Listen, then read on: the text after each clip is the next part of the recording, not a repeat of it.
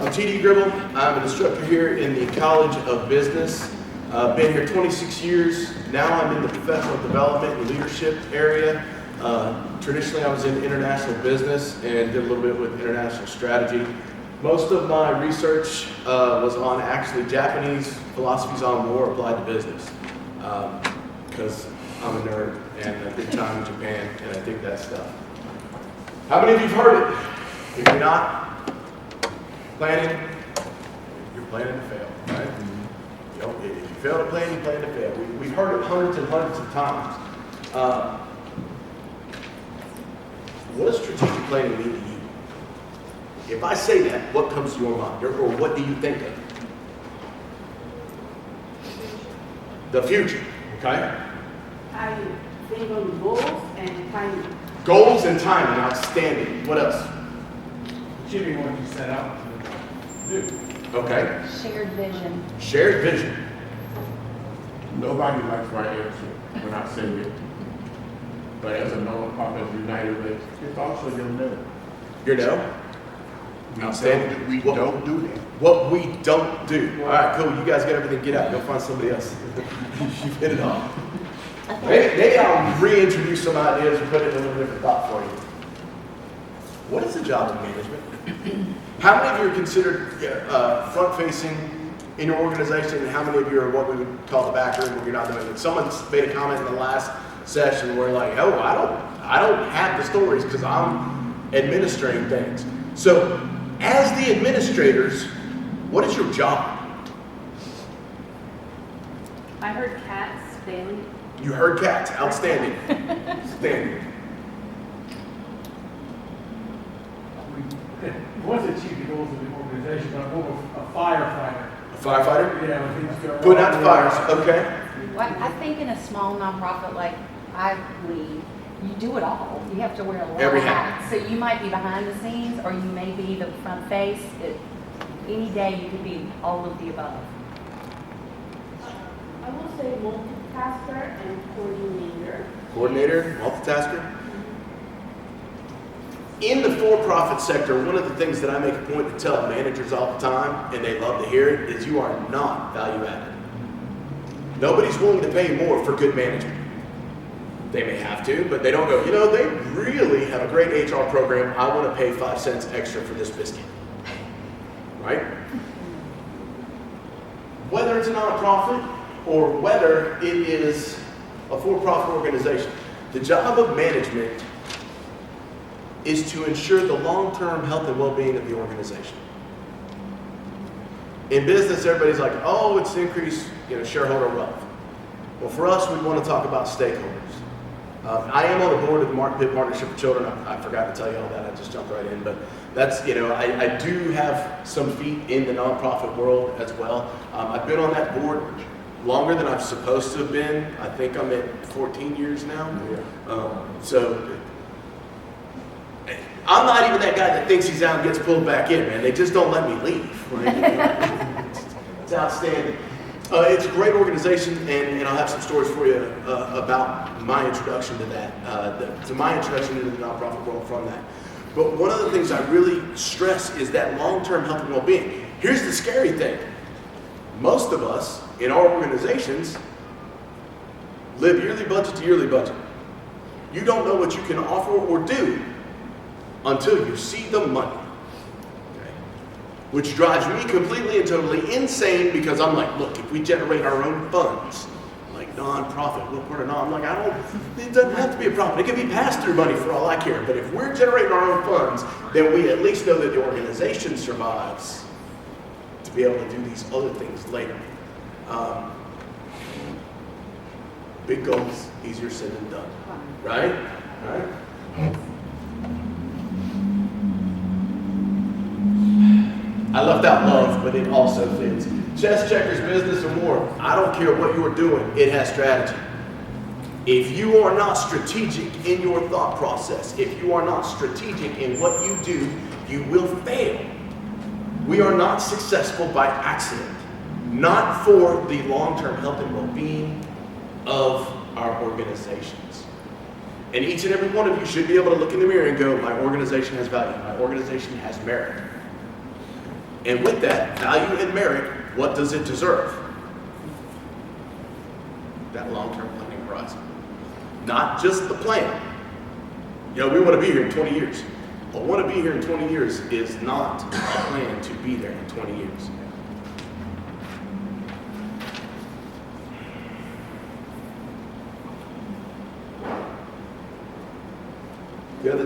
The other day, I'm watching, actually I'm driving in the car, and I hear the news. And I hear a press conference last Friday between the President of Ukraine, President, Vice President of the United States. I text my wife and I'm like, holy crap, it's amateur hour in the White House, in the Oval Office. Then I get home and I watch it. She goes, you still feel the same way? I'm like, 100%. Zelensky's a comedian and Trump's a TV personality. All of that is allowed to happen. It should happen behind closed doors, right? There was strategy on both sides. Some had bad information with poor strategic execution. Someone had a plan and poor strategic execution. But only one had power. Only one side in that room had power. Power is part of your strategic discussion as well. As a service provider, you provide service to people. Without funding, you have no services to provide. So back to, we have to think about that as part of our strategic element. And like I tell my wife all the time, one dude's playing checkers, one dude's playing chess. It's all on the same board, but they're higher order games. How many of you ever played checkers? Cool. How many of y'all play chess? Now, how many of y'all even know the moves on a chessboard? Right? That's about where I'm at. I play with my 17-year-old and he smokes me on a regular basis, right? Because he has taken the time to learn the rules of that game. That's part of the strategy, right? Checkers is a different monster. So what's important in developing our strategic plan? The mission. Do we have a mission? How many of your organizations have a mission? Outstanding. How many of you can quote your mission to me right now?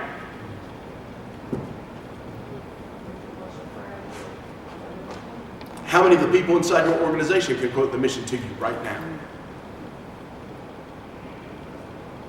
Hey, I am just as guilty when it comes to ECU. Because we have ECU's mission, we have the College of Business mission, we have the business leadership programs mission, right? We have these and they all overlap and I've got bits and pieces of all of them. I can quote you the first half of the mission from my first college that I attended when I was 17 years old. Because we said it every morning in formation, the mission of the United States Coast Guard Academy is, why? Because it was drilled into us. Why wouldn't we do that with ourselves? Hey, what's the number one heavy equipment manufacturer in the world? Caterpillar, right? Their Japanese competitors, when they were a startup, would have a whistle that would blow at random times throughout the day. And when it would blow, the entire workforce, didn't matter where you are, would stop and scream at the top of your lungs, beat Caterpillar. It was Komatsu, right? The idea being, what are we here to do? What are we trying to accomplish? You've had a mission, has it changed?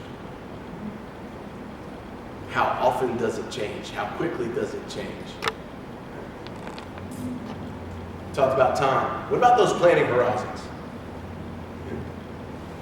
What's a one-year goal look like for us? Time-wise, is that short? That's short. That's an immediate goal. Now here's the scary thing. If you are budgeting year to year because you have annual funding that comes to you from the government or something else, how strategic can your planning be? We have a main mission, but we do multiple things. How much of your multiple things is considered ancillary because you only have money for X, Y, and Z? When we look at the 3-year, this is what I call intermediate. Back in the day, 5-year was considered an intermediate goal, or an intermediate planning horizon, sorry. My problem is in the for-profit world, with Moore's Law and the speed with which technology moves, we know every 18 months computing speed and power doubles. 3 years, that's twice. 3, if you look at it, happens at 0.1 at 18 months. Right? Now at a 5th year into that, now we go out to 10. For some of us, that could mean the death of your movie rental business at Blockbuster, and then the death of your #1 killer, Redbox, because now we have streaming, right? So that's one of the reasons why. How stable is your market? How stable is your mission? How stable is the need which your nonprofit is providing for? Someone earlier said they were from Catholic Charities. I'm in the Knights of Columbus. We deal a lot with Catholic Charities. I knew you looked familiar, right? I would love to tell you that at some point we won't need you, but Christ himself told us you will always have the poor. We're always going to have a need. There will always be that need. So we definitely have that long-term planning horizon, but the funding streams and everything may be a little bit different. 10 years and beyond. How many of you even think about 10 years and beyond in your organization? How many of you are, I'm out in 5, and I got 4 more years and I hit 30. If you guys do this for 4 more years, I promise you I will come back every year as long as you'll have me. But I'm planning on doing either a really, really good job today or a really, really bad job today. It doesn't come back. Okay, cool. But I was at the inaugural one, that's all that matters. The Japanese have 50 and 100-year plans for their organizations. In 50 years, I'll be 101 years old. I will not be here, but yet I could be responsible for helping you plan for your organizations or even my organization. 100-year plan, can you imagine that? A century from now, we want our organization to be doing X, Y, and Z. Honestly, for most of us in the nonprofit world, a century from now, we want our organization to be unnecessary. That means you either need a really big impact or a really big megaphone. Right? That's tough. What does you want to accomplish? What is that goal? What tactics do you use to accomplish the mission? Notice I'm getting very militaristic in those terms where I talk about tactics and strategy. Today on my way in, I was listening to a discussion on Marine Corps MARSOC, and the question was, is the Marine Corps getting rid of Marine Corps Special Operations Command? And actually, the thing is, no. We're just no longer looking at the war on terror. Now we're looking at peer enemies. And if we talk about peer enemies, now all of a sudden, we know who we're naming without naming them. How will we use these forces? How will we use these specialties? How will we do these things? It's near and dear to my heart. I grew up in Jacksonville down around Camp Lejeune. My dad was a recon Marine, so it's, half the guys I grew up with are still involved with it or just retired from it. So it's something that I keep my foot in, plus it deals with strategy. Strategic thought exercises, if there's something you love that's outside and it brings you joy from your area, but it is strategic in nature, it will help you think in a strategic way. Just like we say, how do you increase creativity? Amongst your people, how do you increase their creativity? We have a problem, an issue, instead of me telling them what to do, I ask them how they address it. More often than not, they have much more operational knowledge of issues than I do. Outstanding. Do you get the same information rerun over and over and over again? If the problems are similar, do people try and handle it in a similar fashion? Almost always, human nature says that we sacrifice. If we have something that worked in the past, what is our knee-jerk reaction? To jump right back to it because we know it is effective. We're not going to run the risk of failure. Most of us are very risk averse, especially when we do not have ridiculous amounts of money to fail with. One of the dumbest things I've ever heard in my life, but it makes so much sense and I've actually seen it work, is when the leader comes and says, hey, I need y'all to be creative. I need you to think outside the box. Give me something different than what we've done in the past. It's basically giving you a license to be creative. Are we going to use creative tactics? So if being creative works, thinking strategically works as well. When you're thinking strategically, even about other things. My wife's like, why do we have all these CDs? I'm like, well, I've got them laddered, stair-stepped, and changed out, so I'm getting the most of, it's just sitting in savings at nothing percent, the money market at 2%, and these CDs are anywhere from 6 to 5, and now in the 4s based on where we're at, but it's earning more money for us, and we don't need it right away. And these will all come to cash when it's time to pay for the boys' school. And she's like, strategy, baby, right? The tactic was money I can't afford to lose, so I don't put it in the market where I need it to be there long term. I put it in short-term cash, right? Those are my tactics. Do you have tactics like that you use in your industry or in your nonprofit? Does your desired outcome align with the above questions? When you're setting this strategy, do you have an outcome that aligns with our planning horizons, with what it is that we want to accomplish? If you do not, man, I am sorry. I am making you run all over the place, aren't I?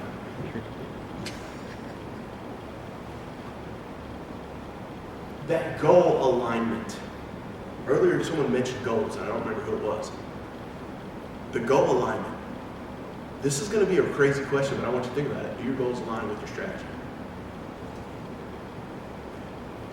Believe it or not, many organizations run into a problem where they have short-term goals. That 1-year goal does not align with that strategy. That 5-year goal does not align with that overall 50-year strategic plan or 20-year strategic plan. Yes, I know it's spelled wrong, but the picture's cool. How many of you are old enough to go? When Colin Farrell came out with the remake movie, I was so happy because I was like, now my kids will know what I'm singing whenever I hear it. So, strengths, weaknesses, opportunities, and threats. How many of you are familiar with your planning horizons? Strengths and weaknesses, what do we have internal to the organization that we control, that we are good at? Remember, your strengths and weaknesses are internal. So when we start looking at what it is that we do strategically, this is those little circles. The next is the opportunities and threats. What's going on outside of our span of control? What's going on that impacts us as an organization, that impacts our stakeholders? Think about it in nonprofits. Most of your strategies are probably stakeholder need driven.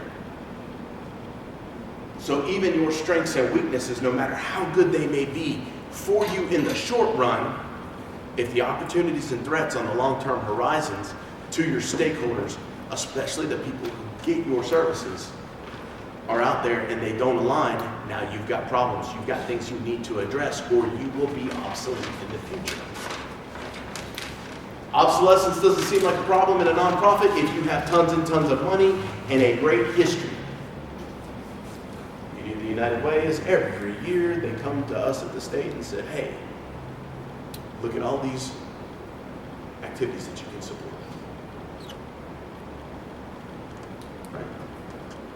You have that name recognition, and if you're aligned with them, you have access then to those campaigns. Girl Scouts. She said, if I run a sales organization, all I'm doing, like, were you a Girl Scout? You a Gold Star? Heck yeah, you're hired. Why? Because I know you can sling cookies. So we have to look at our opportunities and our threats. We have to be aware of what it looks like outside of what we do.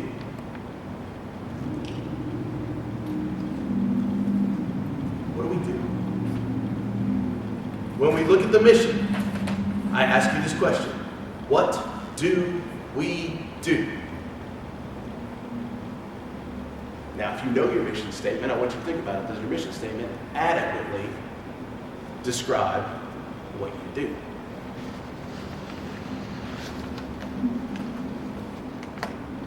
We know that we're the economic engine east of 95.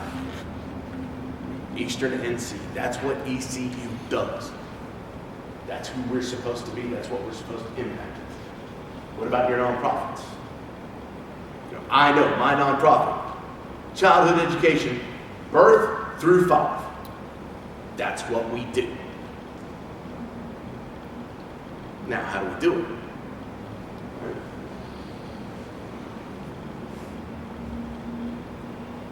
That how do we do it question is where we get into the difference between strategy and tactics.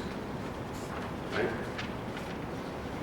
The next question, what sets us apart from others? If you were a profit or for-profit business, I would be like, yo, what is your competitive advantage? How many of you have organizations that you compete with when you think about what you're trying to accomplish and the people you're trying to serve?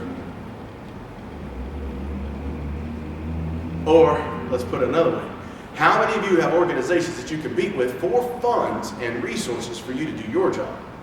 And it'd be so much easier if we could just merge them, subsume them, combine them, do something like that, right?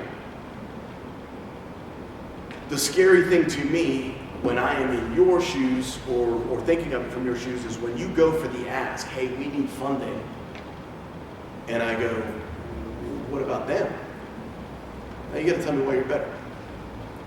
For us, Smart Start. Do you know how many people cannot tell you the difference between Smart Start and Head Start? I got a cousin that runs a Head Start organization in Western Pennsylvania and did not even know that Smart Start as a concept existed. All right.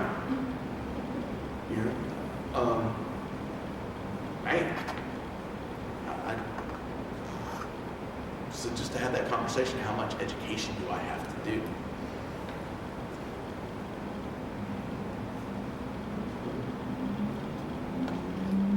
What are we all about? Now, ours, mine, childhood education, birth through 5, right? Notice the examples I run. Habitat for Humanity. What does Habitat for Humanity do? Anybody from Habitat? Cool, so we can make it up and it doesn't matter. What do? They build houses, right? How many people have no idea that Habitat builds houses, but they know the Habitat store? I don't even know what the Habitat store. Oh, yeah. The Habitat store. The Restore, right? How many people know that? I know people that didn't even know that the Restore was anything other than a place where they dropped things off, got a piece of paper so they could get a tax credit or a tax rebate. They had no idea that you could go in there and buy stuff, and then that money then gets put towards the project.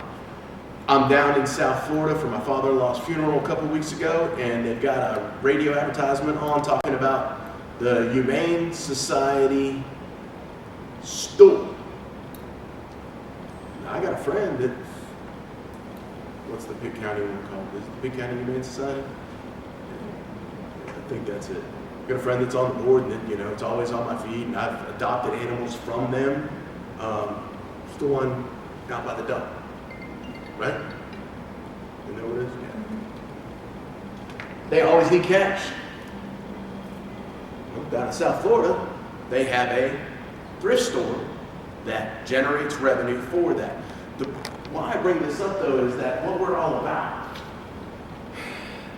Running that store may generate revenue for you, but then you might be putting resources and effort and time and manpower and things into the store trying to generate revenue there, and then it's not going to your primary goal. Back to strategy and tactics. I love the idea of the Restore. I love the idea of the thrift store to fund my nonprofit. I love the idea of a place that generates continual cash flow for us to fund the good that we do. I also love the idea of nothing more if it's a 0-0 balance or very close to it, where I can go, yeah, we generate $400,000 a year through this engagement. I may not be putting $400,000 a year into my programs, but I'm generating that so I can prove, yes, we are generating funds. Hopefully I'm making mad bank out of that I'm generating $400K and I'm only having to put maybe 100 into running it. And that's $300K that I'm able to put into my programs.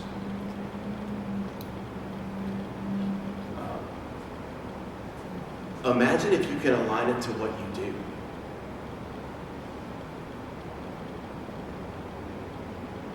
Am I allowed to? Yes, ma'am. Isn't that example with the Humane Society, for instance, isn't that an opportunity? Because I get what you're saying, where people don't understand Habitat and the Restore are connected. So there's a disconnect, which comes down to their marketing of how they present it to the community. I mean, the Humane Society would be a great example where, you know, every poster in the window should have a sad face of an animal. They have on Saturdays Oh, and no. Sundays. You don't want sad faces. All right, no sad faces. No sad Happy faces. Happy faces. Happy Faces. Every Saturday or Sunday have adoption days out there on the side. I mean, Absolutely. when you have your mission, your product, then what can you do to pull in to really build your brand? This is a warning in one regard and an absolute opportunity in the other. The warning is to make sure that if you're doing something else that goes away from that mission to generate revenue or anything else, that it doesn't become the mission, the strategic center of what you do. The habitat thing to me is, the Humane Society thing to me, and having not been able to see it in action, only hearing about it, that was one of those that I would really love to see how they did that, because that, if done well, for me, I say this all the time, I want us to have a 5-star, 2 to 3 classroom facility that we use as our training center. Instead of bringing people to us to learn how to set up their centers, or for us going to them necessarily all the time to do the center, come see what a 5-star looks like. Come see what 5-star teachers look like. Come see this here in operation where we do it. But the revenue outlay is huge. And that's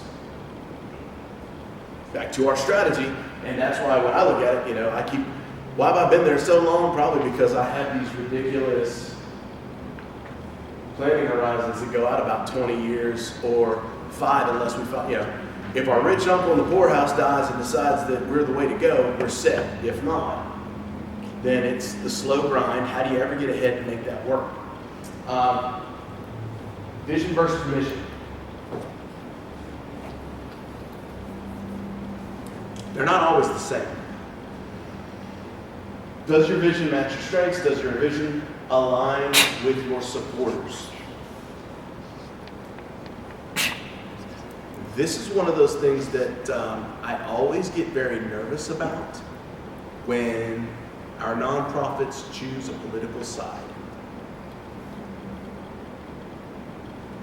As Michael Jordan most famously said, Republicans buy tennis shoes too. When I got pulled into the Martin Pitt Partnership for Children, I had a son that was actually getting services from the Martin Pitt Partnership for Children at the daycare where I was at. The owner of the daycare snuck one by me and said, "Hey, you want to be a parent rep on the board?" And I'm like, "That sounds cool." And I got put on the board. My mentor was none other than Jim Cecily. So those of you in the United Way must remember Jim. Jim and I met at the Scullery. We had breakfast, and he sat me down, and he said, "You are a business dude, you like numbers." And I'm like, "I certainly do." And he said, if they can read at 3, or if they can read by the 3rd grade, they are 95% likely to graduate high school. And I'm like, ooh, that's good, because to work at that time in the United States, you needed a 10th grade education to be able to hold down the average job in the United States. So I'm like, cool, that works, good. And then he started talking to me about the economic benefits of educated children, and how the sooner we get to them, he knew who I was. He was able to show the vision to me that allowed me to grab on to the mission. And I think Purdue was the governor at that time.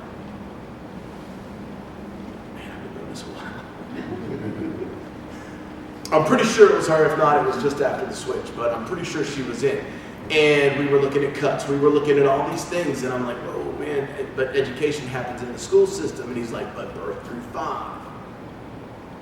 And then he hits me with the average household only has so many books in it. And I got 2 kids, and I'm like, man, you're smoking crack. I got a room full of books. My wife's already yelling at me that I have to pare down the kids' books. We haven't even got to mine yet. I'm one of those dudes that bought My Baby Can Read. You guys remember the TV show or the TV ads for My Baby Can Read? We had it. Heck yeah. By J.K., my kid was reading. You know, he had a 10th grade reading level. A 10th grade, what is it? where he can learn at a 10th grade. He can read technical books at a 10th grade level in the 7th grade. His fun reading was already at the 12th grade level, and then they just quit checking, right? It was hugely important to me that my kids were educated and had that ability to read, and then if you want to sell me, then everybody should have that opportunity. That's pretty easy. Now, how do we accomplish? So the vision and the mission must be aligned, but they're not necessarily the same thing. Your vision for the organization, your vision, your stakeholders' visions, how you get them to the mission matters. Your ability to communicate your strategy will leave a lasting impact on your stakeholders. Jim could have easily lost me at, we need to go to the government for more money. Jim hooked me with, we need to get in front of the business people in the community and convince them of the value for having Eastern North Carolina with a strong education and a strong workforce. Anybody familiar with brain drain? The concept of brain drain? It's when your best and your brightest get highly educated, and then what do? They leave. Now, I was first introduced to this in studying Africa. We look at Africa, it is one of, as a continent, it is one of the most rich countries, or continents in the world, especially when we get into sub-Saharan Africa. We don't have stable governments. I have a priest friend of mine, if you guys know Father Gaston, he's amazing. He's from the Congo. And I hear the stories of horror that come out of the Congo for the cobalt mines. And what happens to these families, and what his orphanage in the Congo needs to survive, because they're always finding kids whose parents have been murdered or abducted to go work these cobalt mines. Because there's no stable government, there's warlords, there's all these things that go on with it. As we look at the idea of this brain drain phenomenon, if you're from the Congo and you are educated and you get sent to university, are you going back? When I was a student in Japan, half the kids from China were trying to become Japanese immigrants, because now that they have an undergrad or a master's from a Japanese university, they don't want to go back to China. They want to stay in Japan. Oh, I'm from Richlands, North Carolina. Guess where I didn't go back to? Not a knock on Richlands. I think we're the fast food capital of the world now. But we used to have textiles. We used to have tobacco. We used to have a whole lot of stuff that we don't have anymore. It's all over. Nothing else went back there except education and a bedroom community for MARSOC and the 2nd Marine Division. And I'm not knocking it, man. That's what Jacksonville is. But it wasn't what I wanted.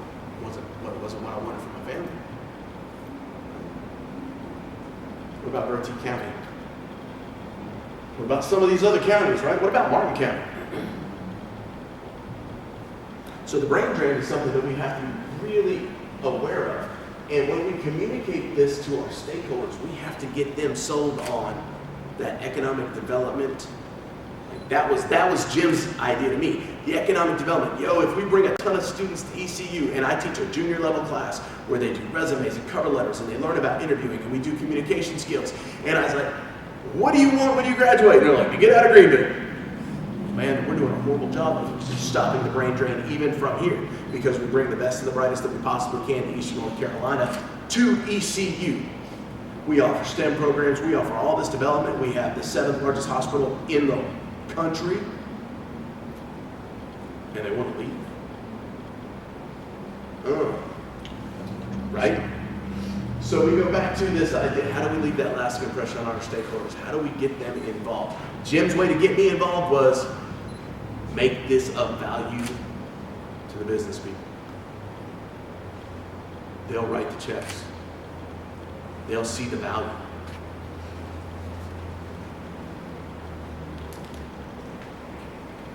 Our experiences, our values, and our emotions. Tracy, for those of you that were in Tracy's section, she talked about connecting at both the emotional and the intellectual level. In my courses, I was telling her, in my courses, we talk about it as, I just lost it. Assertiveness, and I can't remember the other one, it always leaves me. The assertiveness is the idea of connecting to their thought process, and when we look at the other, we're trying to connect with them emotionally. I am not the most emotional dude in the whole wide world, especially when it comes to decision making. Unless you come to me and go, TD Gribble, the emotional metric is huge. The way this appears matters. Make this an important criteria. It's not going to be a criteria in my decision process. Let's be honest. As a nonprofit, how much of your message is emotional? Is that emotional connection? Is that story of my cousin who wanted to foster and now has adopted? Right? You know, how much of that is the win for you?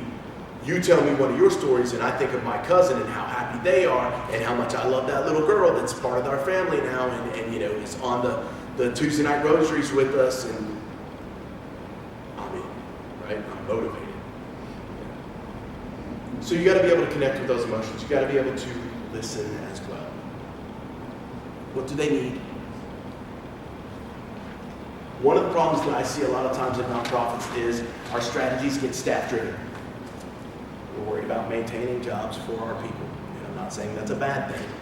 I'm saying we're worried about that as first. Well, we have to keep these programs because we have people employed in these programs.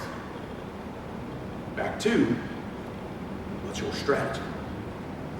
Strategy versus tactic.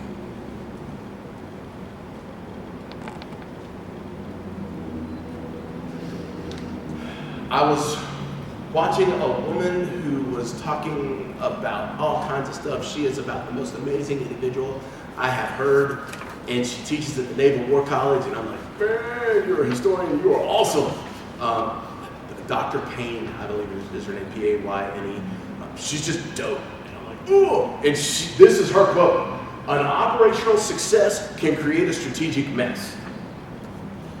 And her example was World War I. Every general in World War I was all worried about winning that next trench, that piece of dirt.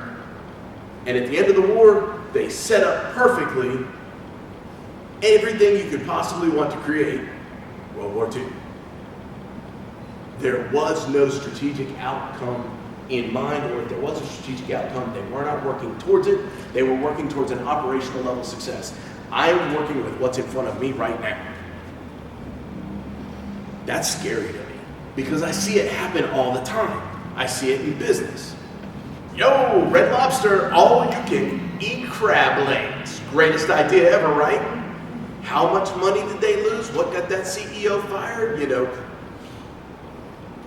was it an operational success? Absolutely. Everybody and his brother went in there. People rediscovered Red Lobster. They didn't manage it. And think about this now. I pay you $2.25 an hour, and the rest of your pay is tips. Yo, you two can't share crab legs. You got the all-you-can-eat crab legs. You didn't. You can't have her crab legs. If you want all-you-can-eat crab legs, you gotta buy that too. No, because if I do that, you're gonna get mad at me. And what's my tip gonna look like? That's right. So when we have these amazing strategic and operational plans, we gotta think about who's responsible for implementing them. Deep, isn't it? And if you're in the back room and you're the one that's coming up with these things, you've got to keep that in mind. How is it received by your frontline client-facing people? And how can they implement it and still be the good guy? I always tell my GAs, man, look, you crush them, you break their souls.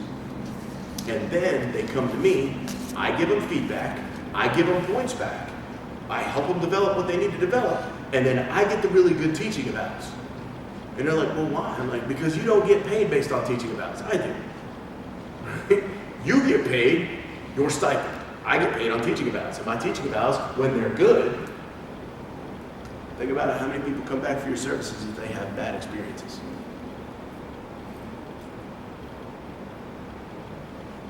This is where also our strategic and our operational realities may come into play. I only have so much money. I know that's what you want, but that doesn't make it right. I have a friend of mine, and he's looking for a loan, and he's upset that it's going to take his credit union 3 to 5 weeks to process this loan. And my wife goes, let me guess, it's because people aren't doing their jobs. And I'm like, yep, he's sure of it. You know, he's sure. It takes as long as people aren't doing their job. I'm like, no, son, this is what it takes to get someone's money. Because it's not the bank's money, it's not the credit union's money, it's their members' money. And they're going to make sure that you're not a bad risk. As someone who uses credit unions, please make sure that that person's not a bad risk, right? We've got to be conscious of that too, because if I stroke you a check for your organization, whose money is it? My mom used to give annually to the College of Business. And every time I'd introduce her to the dean, I'd always introduce my mom first. And my students would laugh at the story because I use it as an example. You always introduce the most important person first, right? And they're like, well, it's the dean. I'm like, dude, I've had multiple deans. I only got one mom. You know, one. But my mom's a donor. The dean can't host this cool party and have everybody show up unless she gives. Now, the fact that I work here and I went here, mom's going to give because she loves me. But someone that doesn't have that connection, if they don't agree with what you're doing or they don't like what you're doing, they're not. Don't confuse those tactics with the mission, please. This is one of those new areas that I've been spending a lot of time on, and I stole that from Jocko Willink.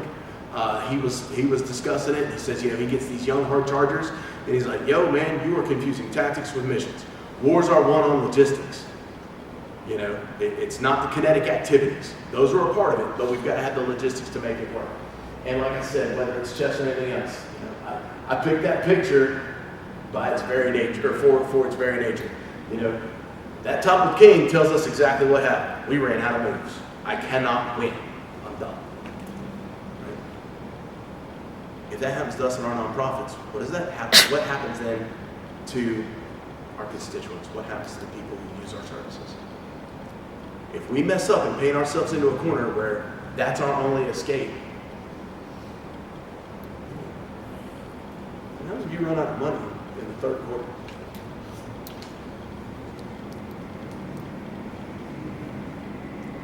Let me ask you a question. What happens if you go into a store and you look for a product that you always buy and it's not there? You don't go back. You don't go back, or I find what? That substitute product. Right? I might not go to that store, or I'm out of time. All looks good. All works fine. ALM. My clothes are clean.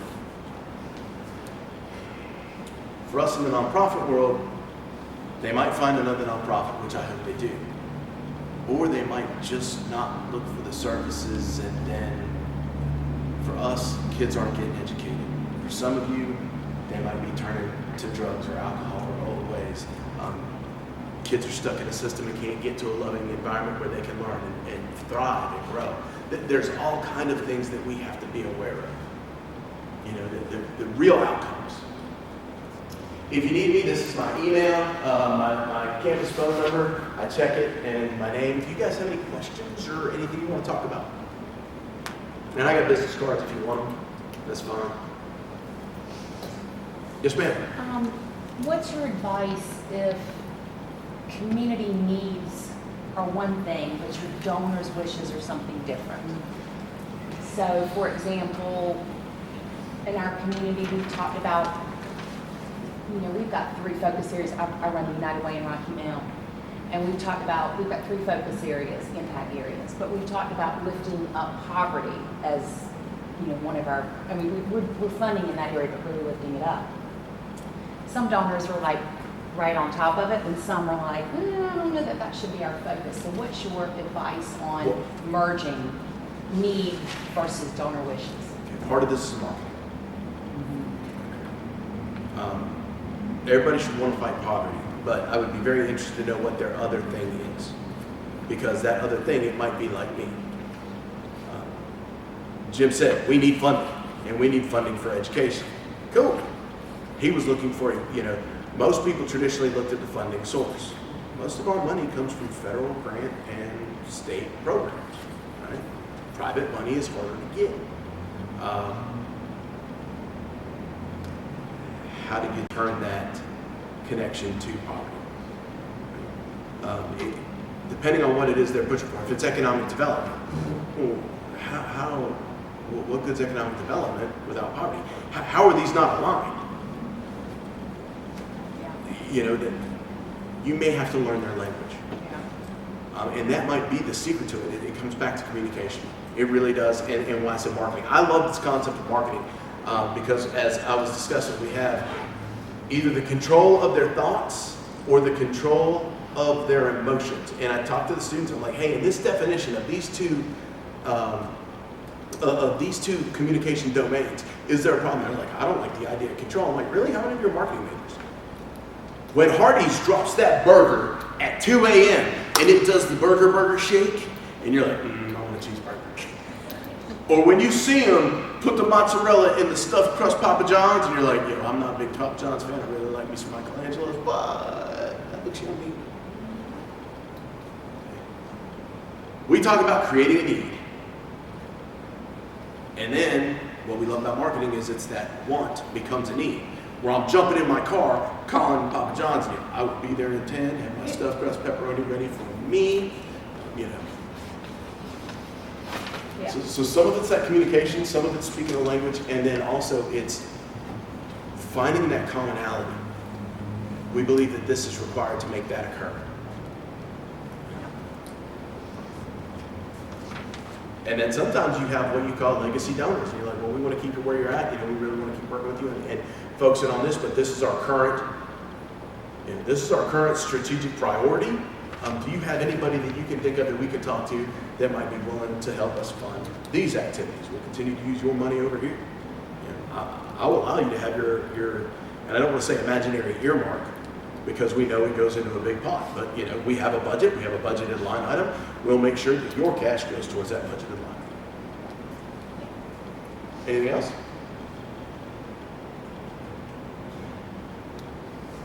I don't know what you were looking for when you came in. They told me that I could pretty much go in any direction that I want, and I didn't know what levels of people were coming.